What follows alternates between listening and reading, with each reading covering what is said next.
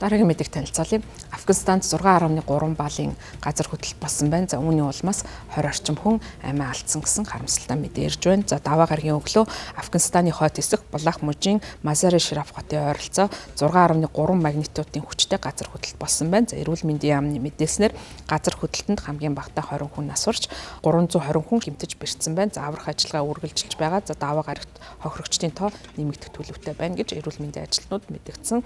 Афганистаны улаан хавирган сар нийгэмлэгийн мэдгдснээр аврах болон эмнэлгийн багууд гамшигт өртсөн бос нутгуудад аль хэдийн хүрэлцэн ирсэн байна. За Америкийн геологийн албаны судалгааны мэдээлснээр газар хөдлөлт орон нутгийн цагаар даваа гарагийн өглөөний 1 цагийн өмнөхөн Мазари-Шарафын ойролцоох Холом хотоос 22 км-ийн зайд 28 км-ийн гүнд болсон гэж мэдгдсэн. За энэхүү Холом хотод 65 мянган орчим хүн амьдардаг бол Афганистаны 5 дахь том хот болох Мазари-Шарафт 523 мянган орчим хүн амьдардаг юм байна. Мазари-Шараф хотод олон хүн шүн дунд байшин нуурах асуудал үүссэн учраас айж гудамжинд гүйж гарсан гэдгийг Францын Франц пресс агентлагийн сурвалжлагч мэдээлсэн байна. За Францын Франц пресс агентлагийн мэдгдснээр тус хотын алдарт цэнхэр сум 15 дугаар зууны үеийн дурсгалт газар чичирхийллийн улмаас эвдэрч нурсан байна.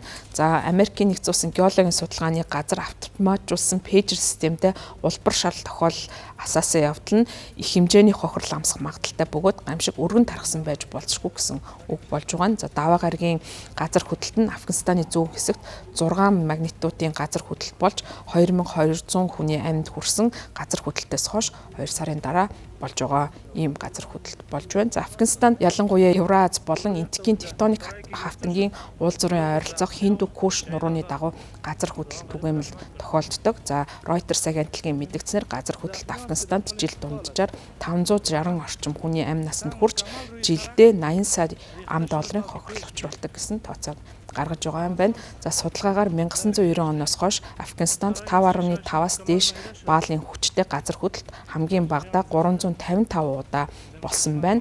Үүнээс гадна Афганистаны барилга байшин шавар тоосгоор баригдсан байдаг нь газар хөдлөлтөд өртөмтгий болгодог. Аслагдсан бүс нутгийн хоорондоо холбогдсон дэд бүтцэн муу нь газар хөдлөлт зэрэг байгалийн гамшигыг дараах аврах ажиллагаа явуулахад саад учруулдаг. За Нүүбийн дөрвөсдийн асуудал эрхэлсэн дэд комиссарын 9-р сард гаргасан тайланд Афганистан аль хэдийн ган гачиг хурш орнуудаас буцаж ирж байгаа сая Афганистантай холбоотой олон хүмүүлийн хямрал нэрвэгдэж байгаа. За үүний зэрэгцээ газар хөдлөлт томоохон нэрмээс болж тус улсын эдийн засаг болон хүний амьд бол чухал нөлөөллийг хөтөлж байгаа. За цаашдаа бол Афганистан дахь нөхцөл байдал улам хурцдах магадaltaй хүмүүлийн хямрал болж байгаа гэдгийг дэлхийн нийт анхааруулж байгаамаа.